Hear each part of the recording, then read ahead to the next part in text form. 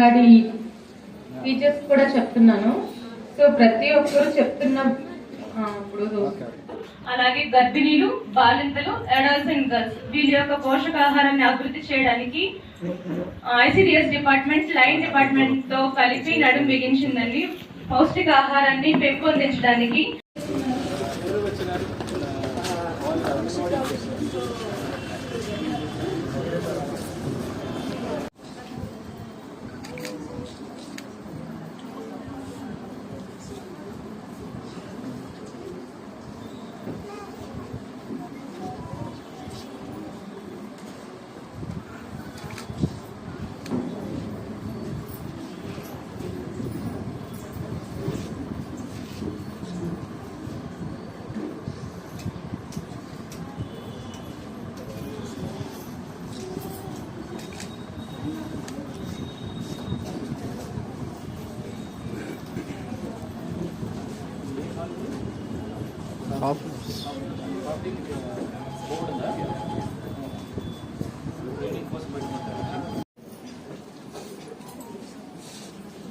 ఏదన్నా వేరే జబ్బుల వల్ల కానీ, మలేరియా వల్ల కానీ, టైఫాయిడ్ అనేది దీనివల్ల వస్తుంది. మీరు వినింటారు టైఫాయిడ్ జ్వరము, మలేరియా జ్వరం అని. వాళ్ళు ఏమంటారంటే ఏదో వరుస జ్వరం అనేది ఏదో తంత్రాలు కట్టేది, వాళ్ళకి ఏదేదో విభూతి పూసేది. విభూతికి దీనికి సంబంధమే లేదు. వాళ్ళు కట్టే మంత్రాలకు ఈ జ్వరానికి సంబంధమే లేదు. దయచేసి మీరు అడోలసెంట్ గర్ల్స్, యంగ్స్టర్స్, నేను చెప్పే మాటలు మాకు ఒక డిఎంహెచ్ఓ ఉన్నారు, ఇక్కడ కొన్ని మాటలు చెప్పారని దయచేసి మీరు మనసులో పెట్టుకోండి. మీరు జీవితాంతం నలుగురికి చెప్పే వాళ్ళు అవుతారు, మీరు బాగుపడతారు. వాటిని ఫాలో అయ్యి చక్కని పిల్లల్ని ప్రసవించి ఈ దేశానికి మంచి పౌరులుగా అందిస్తారని ఆశిస్తూ ఈ అవకాశం ఇచ్చినందుకు థ్యాంక్ యూ వెరీ మచ్. సభను ఉద్దేశించి మాట్లాడాల్సిందిగా కోరుతున్నాను. సూపర్వైజర్స్, సిడిపిఓస్కి అండ్ వేదికలో ఉంటున్న నాతో పాటు అధికారులకి అందరికీ కూడా నమస్కారాలు. అండ్ ఇవాళ మన పీడి గారు చెప్పినట్టు ఒక మంచి రోజున ఈ పోషణ్ మా అనే కార్యక్రమం మనం స్టార్ట్ చేయడం జరుగుతుంది. ఈ పోషణ్ అంటే ఏం కాదు, పౌష్టికాహారమే. మనకున్న న్యూట్రిషన్ అండ్ హైజీన్ గురించిన విషయాలే ఈ ఎంటైర్ మంత్ సెప్టెంబర్ 1 నుంచి 30 తారీఖు వరకు ఒక వివిధ థీమ్గా పెట్టుకొని పైనుంచి కింద వరకు, అంటే పైన పీడి నుంచి కింద స్థాయిలో ఉంటున్న అంగన్వాడీ కార్యకర్తల వరకు ప్రతి ఈ అవగాహన సదస్సులో పెట్టేసి వాళ్ళకి ఉంటున్న ఈ అపోహణాలు వాళ్ళకున్న ఇగ్నరెన్సెస్ ఏమున్నాయో దాని గురించి తొలగించి ఈ పౌష్టికాహారం గురించిన ఇంపార్టెన్స్ ప్రతి ఒక్కరికి చెప్పాలని కోసం ఈ కార్యక్రమం ప్లాన్ చేయడం జరిగింది. అంటే సబ్సిక్వెంట్ గా ఈ వాళ్ళకున్న గ్రోత్ సైకిల్లో ఎట్లాంటి పరిస్థితులు వచ్చారు అని మానిటర్ చేయడం చాలా ఇంపార్టెంట్. ఎక్కడెక్కడ ఈ గ్రోత్ మానిటరింగ్ ఉంటున్న డేటా కలెక్షన్స్ డేటా ఉంటుందో అక్కడ ఒకసారి ఈ monitoring officer, supervisors and CDPOs ఒకసారి అంగన్వాడీ వర్కర్స్ కావాల్సిన ట్రైనింగ్ ఇవ్వండి. But ensure each and every kid, ప్రతి ఒక్క పిల్లల గురించిన డేటాబేస్ కూడా మన చేతిలో ఉండాలి. అప్పుడే మనం ప్రాపర్గా మానిటర్ చేయగలుగుతాము. అర్థమైందా? Third is about complimentary feeding గురించి చెప్పారు. సో మనం ఇచ్చిన బాలామృతం కానీ అది ఇంట్లోనే వాళ్ళు ట్రెడిషనల్గా ఒక టెక్నాలజీ, ఇంకొక టెక్నాలజీ కమ్యూనికేషన్, ఏదైనా ఎమర్జెన్సీ ఉంటే ఇమీడియట్గా పంపించడం. ఇంకొక టెక్నాలజీ ఏంటి, ఎర్లీగా డిటెక్ట్ చేయడం. ఏదైనా ఒక ప్రాబ్లం ఉంటున్నప్పుడు ముందే ఈ డయాగ్నోసిస్ ద్వారా ముందే డయాగ్నోస్ చేసేసి ఐడెంటిఫై చేస్తే 99% వాళ్ళకి ప్రమాదం లేకుండా చూసుకోవచ్చు. ఇదే మనకు ఒక ప్లెయిన్ ఏరియాస్లో కానీ ఒక అదర్ లోకమైన సిటీస్లో కానీ ఇంతమంది పిల్లలు చనిపోలేదు, ఇంతమంది మదర్స్ చనిపోలేదు. మన దగ్గర మాత్రం ఎందుకు చనిపోవాలి? ప్రభుత్వం వేలాది కోట్ల రూపాయలు ఈ హెల్త్ కానీ ఈ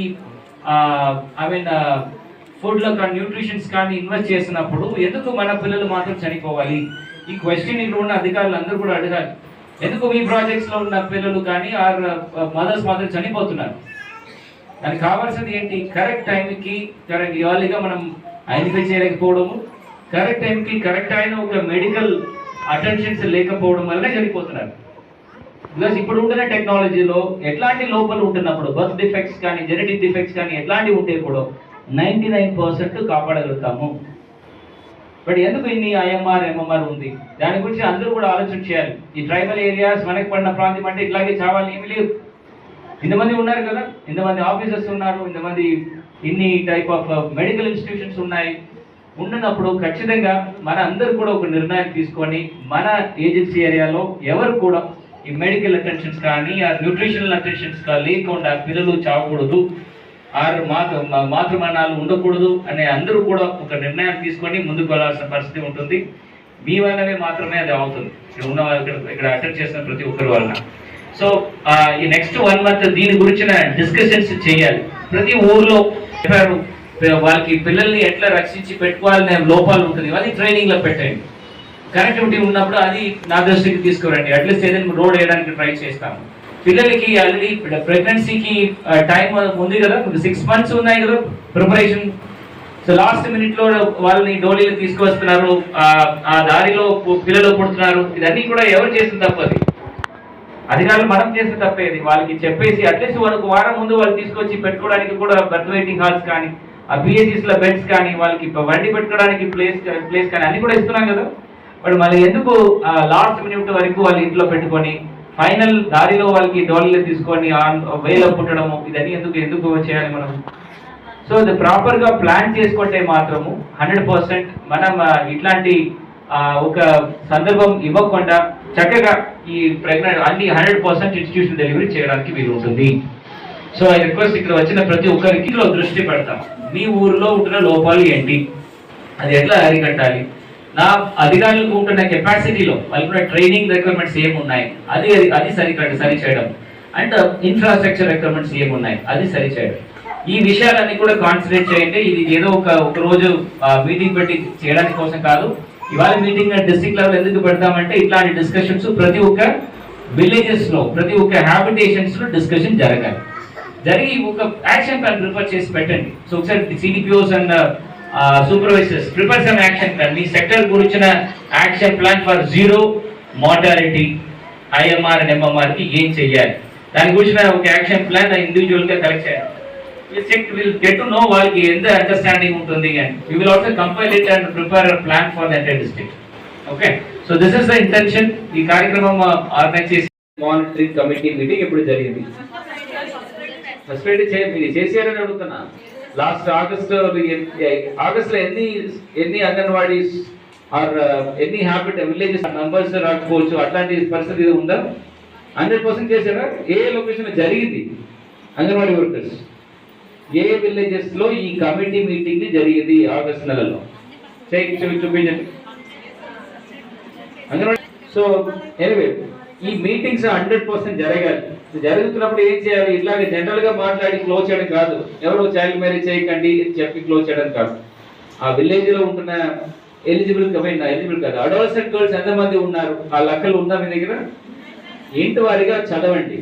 ఎంతమంది పిల్లలు స్కూల్లో ఉన్నారు, ఎంతమంది పిల్లలు ఇంట్లో ఉన్నారు, వాళ్ళు తల్లిదండ్రుల పేరు ఏంటి, వాళ్ళ ఇల్లు ఎక్కడ ఉంటుంది మీరు చదవాలి. వీళ్ళందరూ కూడా ఇంకా 3 సంవత్సరాలు ఉంటుంది, ఈమెకి ఇంకా 2 సంవత్సరాలు ఉంది 18 సంవత్సరాలు పూర్తి చేయడానికి.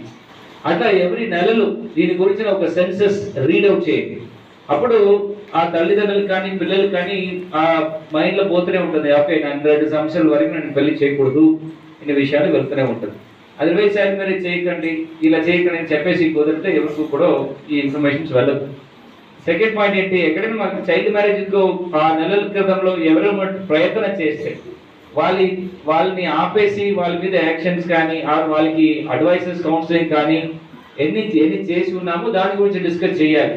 ఇప్పుడు ఏమవుతుందంటే ఈ అంగన్వాడీ వర్కర్ ఒక పర్టికులర్ ట్రైబ్ నుంచి వస్తారు, ఆ హ్యాబిటేషన్స్ లో ఇంకా ట్రైబర్స్ ఉండడం జరుగుతుంది. అప్పుడు నేను వాళ్ళకి విలేజెస్లో వెళ్ళి చూస్తే ఈ పర్టికులర్ ట్రైబల్ ఇట్లాగే ఉంటారు అని అంగన్వాడీ వర్కర్ చెప్పిన సందర్భం ఉంటుంది. అట్లాంటి వదలడానికి వీలేదు. చట్టం అందరికి ఒకటే కదా. సో చట్ట ప్రకారము మనం ఇది ఎట్టి పరిస్థితుల్లో ఇది జరగకుండా చూడాల్సిన బాధ్యత మీకు ప్రతి ఒక్కరికి ఉంటుంది. నెక్స్ట్ టైం నేను వెళ్ళి చూసి ఇట్లాంటి ఎవరిని చైల్డ్ మ్యారేజ్ జరిగిన విషయాలు వస్తే నేను ఆ అంగన్వాడీ ఆ కార్యకర్త మీద నేను ఖచ్చితంగా కఠిన చర్యలు తీసేసుకుంటాను. ఈ ఐదర్ మీరు ఆపాలి, మీ వలన ఆగకపోతే మీ లెవెల్లో జరగకపోతే ఇమీడియట్గా సిడిపిఓకి కానీ లోకల్ ఎంఆర్ఓస్కి ఇన్ఫార్మ్ చేయమని ఈ కమిటీలో మీరు తీర్మానం చేసేసి చేయాల్సిన బాధ్యత ఉంటుంది. దానివల్ల అది ఆపడానికి కావాల్సిన ప్రతి ప్రయత్నం మీరు చేయాలి. ఓకే, ఇది ఈ